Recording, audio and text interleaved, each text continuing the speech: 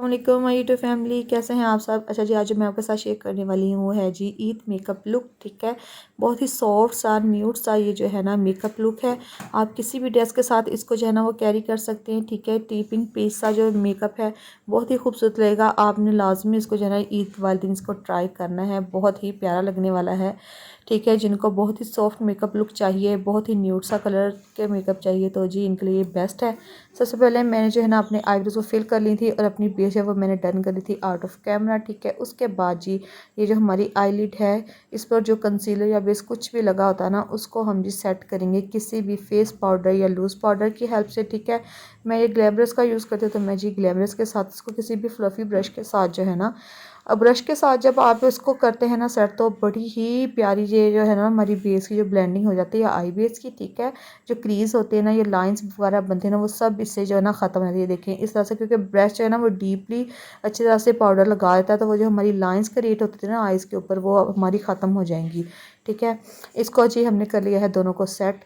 उसके बाद जी दोनों हो गई हैं हमारी सेट। हम अब करेंगे जी कोई सा भी पीची या टीपिंग सा शेप लेकर, तो ठीक है वो हमने जो है ना उसके साथ करनी है। हमने अपनी क्रीज लाइन बनानी है। देखें कैमरे में अच्छा सही तरह से नज़र नहीं आ रहा, तो ठीक है जी ये हम एक ले लेंगे और वही फ्लफ़ी ब्रश है ना, कोई मैंने यहाँ पर ब्लेंडिंग ब्रश नहीं यूज़ किया, सिर्फ वो फ्लफ़ी सा ब्रश था ना उसके साथ जी मैं अपनी क्रीज लाइन बना लूँगी। अच्छी तरह से आपने जब लगानी है प्रोडक्ट, तो आपने इसकी इस तरह अच्छी तरह से करते जाना है जी ब्लेंडिंग। मैंने आपको पहले भी वीडियोज़ में बताया कि ब्लेंडिंग जो है ना मोस्ट इंपॉर्टेंट होती है। अगर आप प्रोडक्ट रख कर उसको मतलब वैसे छोड़ देंगे ना तो वो अच्छा नहीं लगेगा।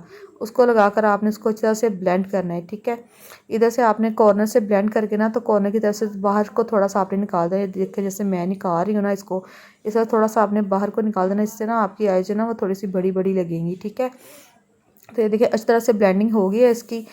पीच सा टीपिंग सा ये कलर है, बहुत ही न्यूड सा कलर। ठीक है, और जैसे आगे अभी तो फ़िलहाल मौसम ठंडा है और पता नहीं ईद पर गर्मी होती है सर्दी होती है, तो उसके लिहाज से ना वो बिल्कुल ही अच्छा लगेगा मेकअप आपको।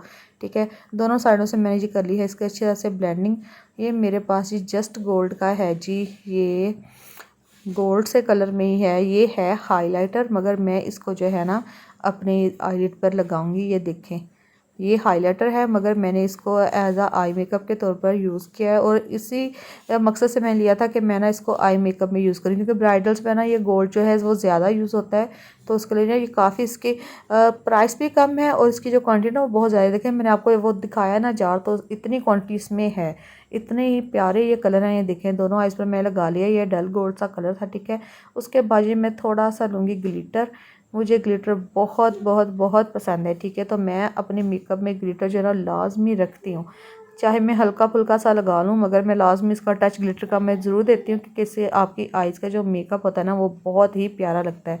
ठीक है, उसके बाद जी मैंने आउट ऑफ कैमरा कर लिया था जी अपनी लिड को, कंप्लीट हो गई थी मेरी। और उसके बाद मैंने जी लैशेस लगा ली थी, और लाइनर जो है ना मैं बहुत बारीक लाइनर लगाती हूँ। ठीक है, बहुत बारीक लाइनर लगाया था, और वाइट जो है ना वो मैंने आई लाइनर लगा लिया था।